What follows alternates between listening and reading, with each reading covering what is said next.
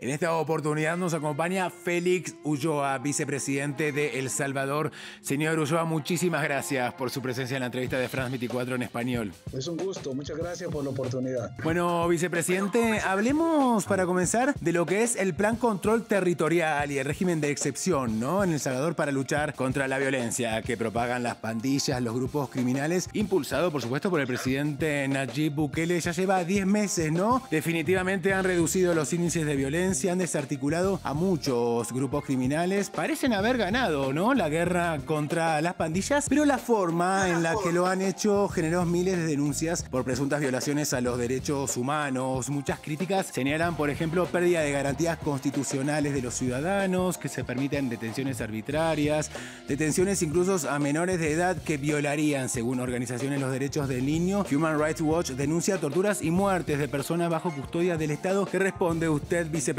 a estas denuncias y a estas críticas? Bueno, mira, lo que te podría decir es que, en primer lugar, los grupos que hacen estas denuncias no tienen la información exacta, precisa. En algunos casos, hechos aislados, tratan de magnificarlos.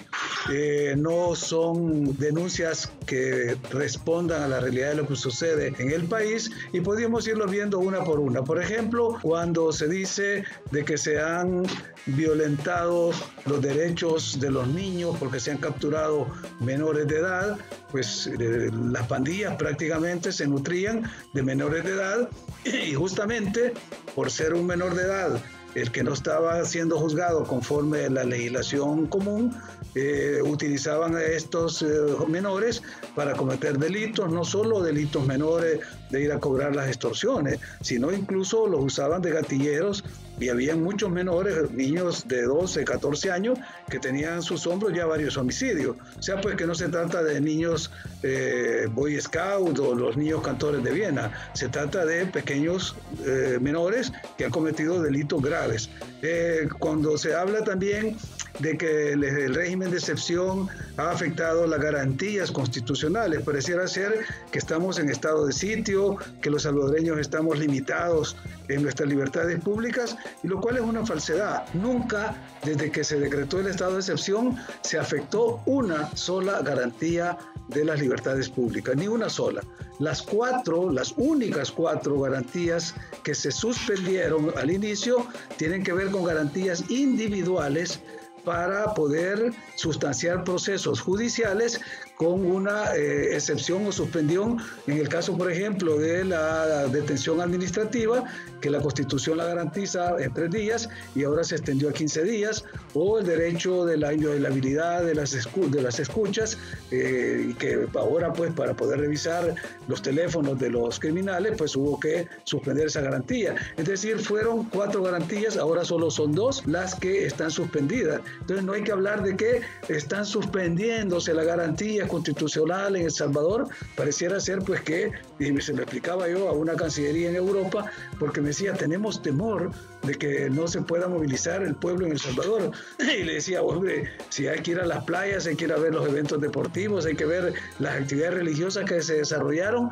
una semana después de que se estaban suspendiendo estas garantías. Entonces hay que ir entendiendo exactamente de qué se trata.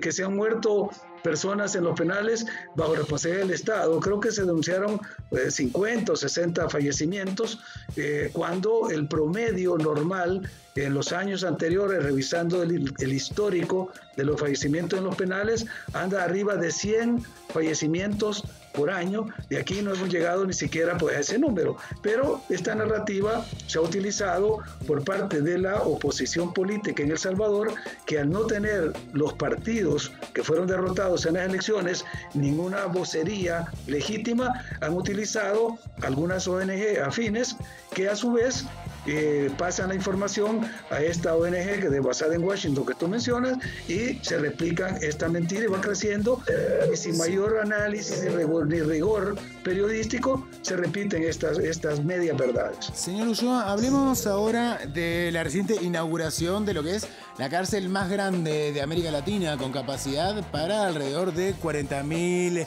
reclusos. Este hecho reavivó un debate sobre lo que algunas personas críticas también, ¿no?, consideran un enfoque punitivista del plan control territorial, ¿no?, que lleva a cabo el gobierno de El Salvador.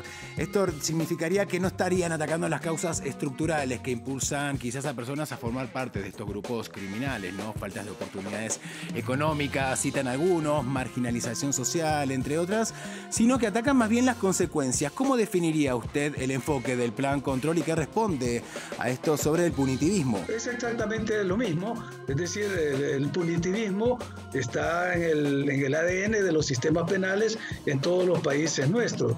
Al contrario, en El Salvador se ha tratado de evolucionar con un nuevo derecho penitenciario en el cual no solo se ha dado lo que se llama la segunda oportunidad, sino que hay un programa de tratamiento de reos en fase de confianza que pueden salir de los penales y realizar labores sociales, reconstrucción de escuelas, recoger basuras, pintar edificios públicos, en fin, están este contingente de reos que se llama en fase de confianza.